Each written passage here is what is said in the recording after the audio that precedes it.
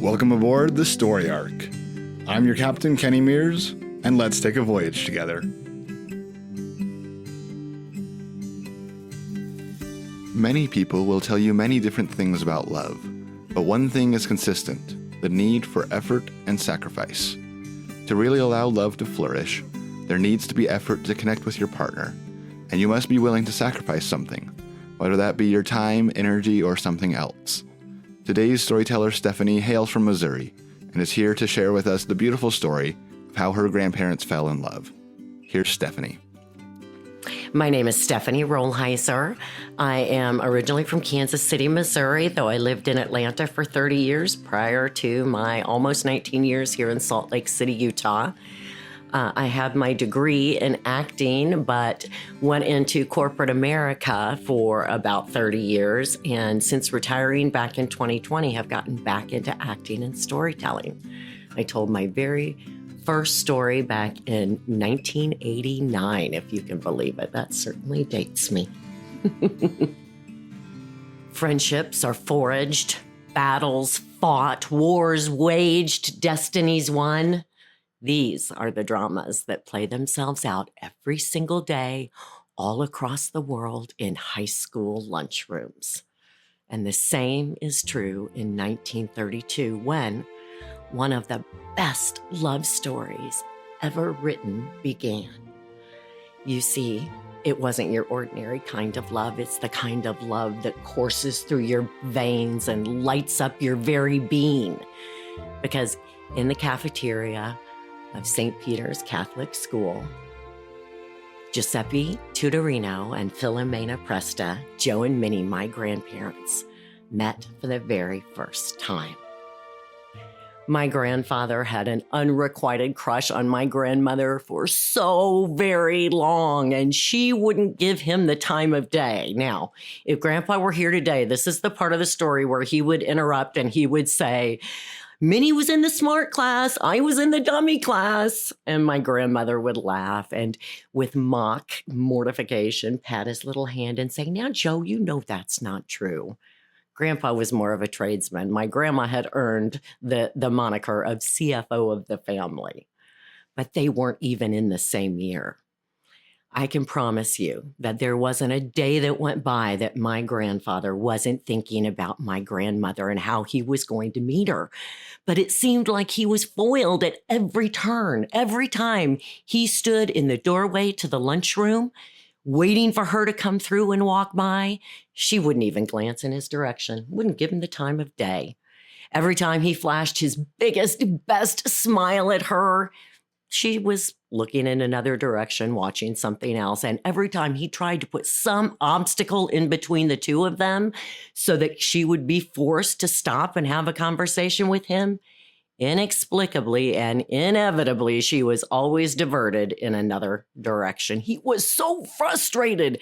How was he going to meet this woman who was the love of his life? Well, a solution presented itself. Posters all around the school showed that there was a dance that was coming up, and this meant my grandpa would have to talk to her. He had made up his mind he was going to ask her to the dance. He practiced over and over and over again the night before, and then surrounded and emboldened by his siblings and his friends, he waited for her to come into that cafeteria. And he waited. And he waited. Where was she? He could hear the clanking of the trays. He could hear the silverware scraping back and forth, the brown paper bags rustling, and all of a sudden, there she was. Minnie Presta. His heart started beating out of his chest. He got so nervous. His little palms were all sweaty, and all of a sudden, all that rehearsal went right out the window because he blurted out, "Hello, Minnie. I don't know if you're aware, but there's a dance coming up, and I sure would like to take you." Oh my gosh, he had done it. He had said it. Well, a look came over my grandma's face, a little bit of pity and a little bit of compassion. And she said, "Oh, Joe, I can't go with you. You don't know how to dance." "What? Did she say Joe? Did she just say Joe? She knew his name. She knew who he was. He was so excited. He was beside himself. It literally took him a few minutes to realize she'd actually turned him down. And not just turned him down. She'd sort of insulted him a little bit, though it was true. He couldn't dance. Oh, he was crestfallen. He was devastated, crushed. And I so many times wish that I had stopped to ask the question, what did you do, Grandpa? Did you just stand there and let her walk away? Did you go home and try to practice dancing in front of the mirror? Did you ask your brothers and sisters to help? What did you do? Well, I don't know what actually happened in the in-between time, but I do know what transpired in the end. A few weeks later, my grandfather, very confident in his Sunday best, marched through that cafeteria and walked right up to where my grandma stood with her friends about to sit down for their lunch. And he said, "Minnie, as you know, there's a dance coming up, and I would like for you to go with me." A hush fell over the cafeteria. What? All eyes turned towards them. Forks stopped and were suspended in midair, food hanging precariously over the edge. Everybody knew Grandma had turned him down. What was he thinking? My grandma looked a little nonplussed at him and thought, I thought I gave him a pretty good reason why I didn't want to go. And so she reiterated, "Joe, I can't go with you. You don't know how to dance." Everybody waited. What would Grandpa do? He opened the lapel of his suit coat, pulled out a rather large envelope, and with a hand that was shaking just a little, started to pull out a thick piece of paper. Grandma said she could just make out the gold embossed arched letters over the top. Arthur Murray. He pulled the paper the rest of the way out and he handed it to my grandmother. It was a certificate from the Arthur Murray School of Dance. My grandfather had gone to take lessons. Now, I come from a very long line of Sicilian Italian peasants on my grandfather's side, so I have no idea how he was able to afford this. I don't know if he did some fancy negotiating, or if, more than likely, he scraped together every last penny of his life savings.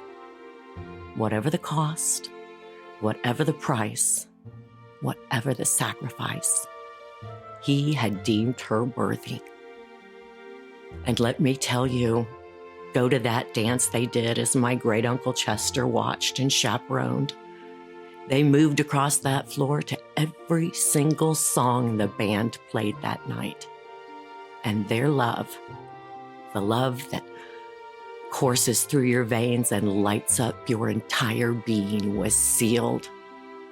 And I can promise you, all those years later, when that horrible disease had ravaged my grandfather's mind and wiped every memory of St. Peter's Catholic School from it, as my grandfather lay in his hospital bed in the sunroom of my mom's house, and Grandma would clean his feeding tube and change his diapers and adjust his covers, every single time she looked into his eyes, she saw that handsome, brave, debonair, courageous young man she had fallen in love with all those years ago in the cafeteria of St. Peter's Catholic School. And I am forever blessed to have witnessed one of the greatest love stories of all time.